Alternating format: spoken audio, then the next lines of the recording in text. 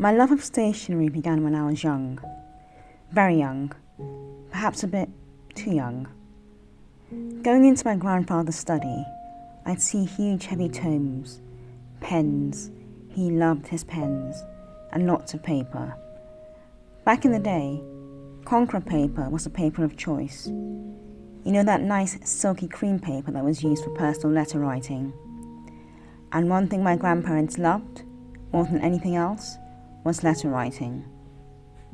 They'd write me letters at school. They'd send handwritten letters within the family. It was what they'd done in their day growing up, and they weren't about to change it. Even with a typewriter hanging around for the best part of a century, and the advancement of computers, handwritten letters were the preferred thing in my family. Strangely enough, my grandfather went from letter writing to sending emails with nothing in between, no jump-off point, from one ancient form to a more modern one, and he loved it. So being around all that paper, the lovely pens, and seeing my grandparents' individual handwriting, or being at school and getting a knock on my door and receiving a letter with my name on it was always very welcome. I was always keen to see what the envelope possessed. There would certainly be a letter, but what else? Would it contain a birthday check or a paper gift of some sort? Letters from grandparents usually meant a check was included. Why waste a quality stamp and paper by simply just using it for a letter? So my entire family were a bit bookish mad in one way or the other.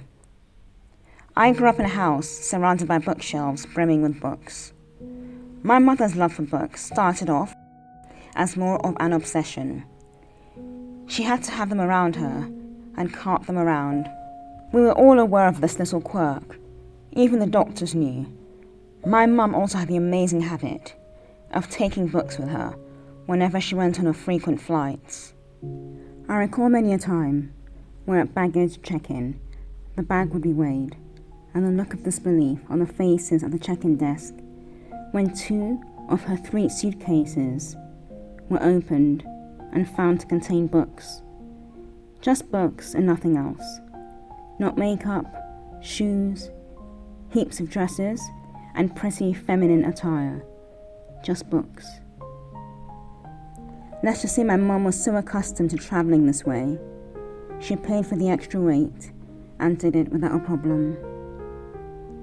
They would sometimes look to me with a silent question, "Is she alright?" And she was.